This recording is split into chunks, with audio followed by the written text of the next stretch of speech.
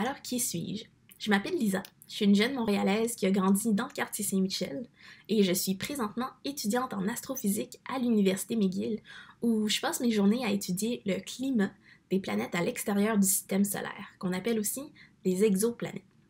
En gros, j'observe des mondes extraterrestres à l'aide de télescopes spatiaux de la NASA, comme le télescope Hubble et encore plus excitamment, le télescope James Webb qui sera lancé dans l'espace le 18 décembre prochain. Alors, pourquoi est-ce que je suis devenue scientifique? En fait, ça m'a pris beaucoup de temps avant de décider de devenir scientifique. Quand j'étais jeune, c'était vraiment plus cool de devenir artiste ou musicien ou même youtubeur.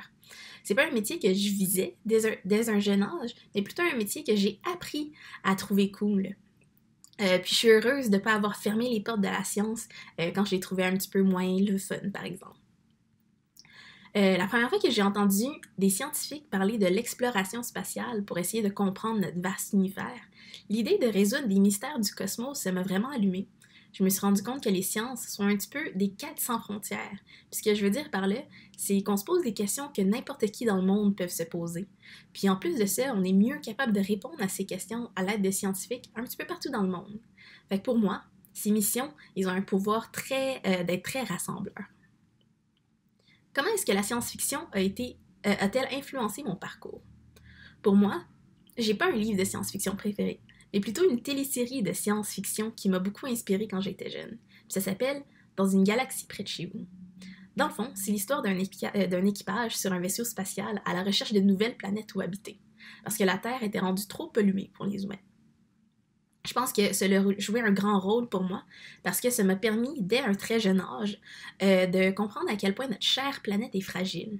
Puis en plus de ça, un autre truc que j'ai appris, c'est que dans l'équipage en question, chaque personne avait son propre rôle. On avait un expert de l'espace pour naviguer le cosmos, il y avait un pilote pour naviguer l'espace, il y avait un biologiste pour étudier les planètes qu'on allait trouver. Puis ça m'a montré à quel point le travail d'équipe, c'est super important. Alors, si je pouvais changer un seul aspect du monde réel, quel serait-il et pourquoi ce choix? Comme je disais, je pense beaucoup à la fragilité de notre planète. S'il y a une chose que les astrophysiciens ont réalisée, c'est que c'est vraiment difficile de trouver une planète habitable. Ça fait environ 30 ans qu'on les cherche puis on les trouve pas. Fait que c'est une raison de plus de protéger notre environnement, parce qu'une planète B, il n'y en a pas. Trouver des solutions pour réduire la pollution et réparer les dommages causés par la pollution, c'est un problème qui est super complexe et on va avoir besoin de beaucoup d'imagination pour résoudre ce problème qui affecte la Terre tout entière. Puis finalement, quelques mots pour la fin. Si j'avais un conseil à vous donner, mon conseil serait de garder l'esprit ouvert. Ça va arriver souvent dans votre vie que vous allez vous donner des objectifs, puis qu'au final, ça ne marchera pas, ou sinon, ce ne sera pas aussi le fun que ce que vous pensiez.